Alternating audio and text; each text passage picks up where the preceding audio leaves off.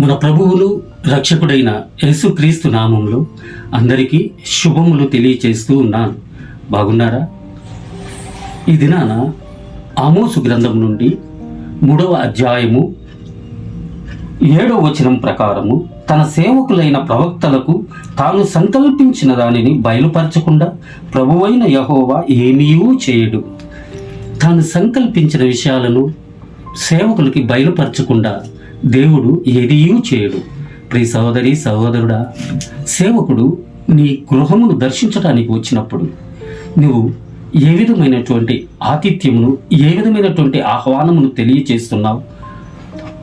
పూర్వమందు సేవకులు రాజులను దర్శించడానికి వచ్చినప్పుడు రాజుల సహితము సింహాసనమును దిగి పరిగెత్తుకుంటూ వచ్చి, అయ్యా సమాధానముగా వచ్చుచున్నావా అని అడిగేవారు.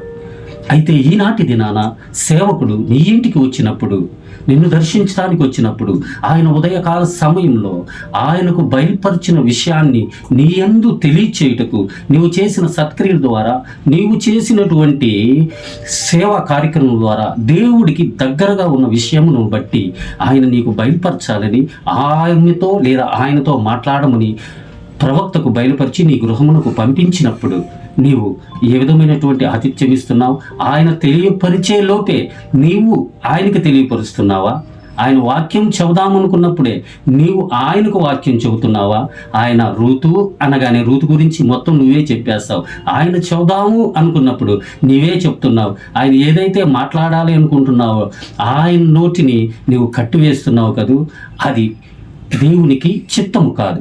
ఆయన నీకు బయలుపరచాలని, ఆయన నీ యందు ఇష్టపడి నీ ద్వారా మాట్లాడాలని, నీకు మేలు కలుగు చేయుటకు, నీ గృహమును దర్శించుటకు ఆయన ప్రవక్తలకు బయలుపరిచి నిన్ను నీ ఇంటికి పంపించి ఉన్నాడు. నువ్వు జాగ్రత్తగా గమనించి ఆయన ఏది మాట్లాడుతున్నాడో, ఆయన ఏది చెప్తున్నాడో అది గ్రహించు.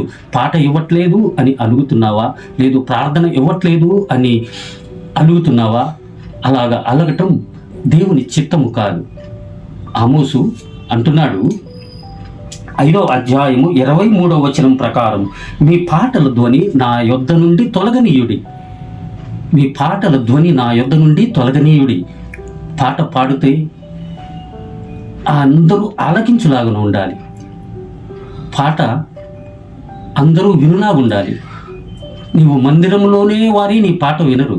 మందిరం బయట చుట్టుపక్కల అన్యులు, అన్ని నివాసంలో ఉన్నవారు కూడా నీ మైకు శబ్దం ద్వారా, యంత్రము ద్వారా అందరూ వింటున్నారు.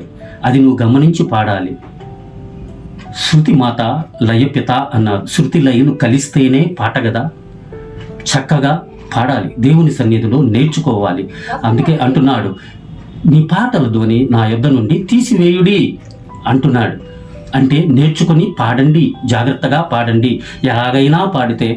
ఎలాగైనా పాడినా దేవుడు వింటాళ్లే అని అనకు సహోదరి సహోదరుడా. పాటలలో వాక్యం ఉన్నది.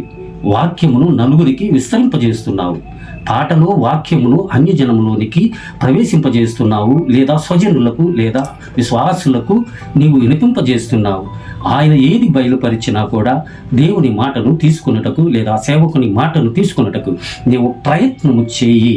నీవు ప్రయత్నము చేసి అంగీకరించి నీ పాటల మహిమను లేదా ఆయన చెప్పిన విషయాలను జాగ్రత్తగా గమనించి జీవితానికి అనువదించుకొని ముందుకు సాగులాగున మనందరము కూడా వాక్యము ద్వారా కట్టబడి ముందుకి ప్రయాణిద్దాం. పరలోకంలో పౌరసత్వాన్ని సంపాదించుకుందాం.